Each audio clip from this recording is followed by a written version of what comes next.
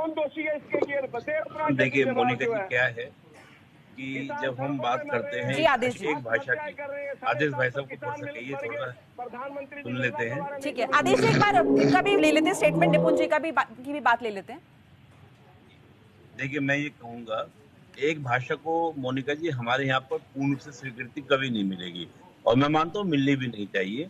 यहाँ पर सरकार का कहना तो नहीं तो है कि आप सब भाषा सीख अपनी रीजनल लैंग्वेज को लेकर चले। भारत में तो कहा जाता है कोस कोस पर बदले वानी, तीन कोस पर पानी। तो जहाँ पर भाषा की इतनी विविधता हो तो वहाँ पर एक भाषा करने की आवश्यकता भी नहीं है, क्योंकि भाषा केवल भाषा तक सीमित नहीं है, संस्कृति और साहित्य वो भी इससे जुड़ा होता है। सरकार का कहना ये है कि हिंदी अगर आप सीखते हैं तो इससे क्या होगा, तमिल के लोगों को फायदा होगा।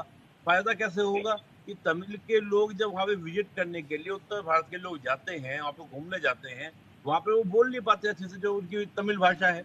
हिंदी सीख जाएंगे तो कनेक्टिविटी हो जाएगी, पहली बात। दूसरी बात, अगर कांग्रेस ये कहते हैं कि हिंदी को प्रमोट नहीं करना चाहिए या राज्य से बात करनी चाहिए, भारत के संविधान का आर्टिकल 351 ये कहता है कि सरकार का, केंद्र सरकार का कर्तव्य होगा कि वह अपनी राजभाषा यानी कि जो हिंदी भाषा है इसको प्रमोट करे। पहली बात मैं कहूंगा कि ये कहीं ना कहीं संविधान के अगेंस्ट है अगर हिंदी का प्रमोट करने को रोकते हैं, पहली बात। और दूसरी बात, जो बार बार बात हो रही थी यहाँ पर, हम जब हिंदी की बात अभी फजील भाई बोल रहे थे, बड़ा अच्छा बोल रहे थे, और मैं बड़ा मान रहा हूँ कि देखो हिंदी का उन्होंने बहुत प्रमोट किया, लेकिन देखिए मजबूर नहीं की जाएगी सरकार। हमारे यहाँ पर मजबूरी नहीं चलती, मजबूरियां चलती है पाकिस्तान में कि उर्दू थोप दी जाती है।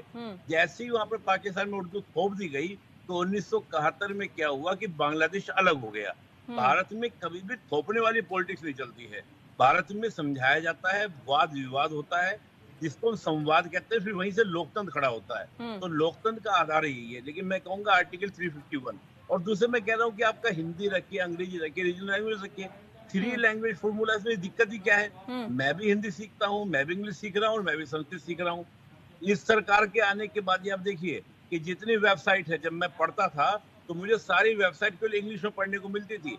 इस सरकार के आने के बाद मैं देख रहा हूँ कि सारी वेबसाइट आपको हिंदी में भी इंग्लिश में मिल रही है। दूसरा, जो एनुअल रिपोर्ट आती है, चाहे होम मिनिस्ट्री की हो चाहे फॉरेन मिनिस्ट्री की हो, सबकी पहले केवल इंग्लिश में आती थी, अब सबकी बुकलेट हिंदी में भी आती है। इवन सुप्रीम कोर्ट में भी हिंदी भाषा को स्वीकृति दे दी गई है कि आप वहां पर अगर बहस करना है, यहाँ तक का आदेश जो है वो भी आपका हिंदी में आपको मिलेगा, पहले इंग्लिश में मिलता था। तो मैं कहूंगा धीरे धीरे चलेगा, और जो सरकार का कर्तव्य है, जो आर्टिकल 351 है, कांग्रेस को समर्थन करना चाहिए। कांग्रेस तो संविधान की रक्षा की बात करती है, तो संविधान की जब रक्षा की बात करें तो आर्टिकल 351 भी तो संविधान के अंदर ही है ना।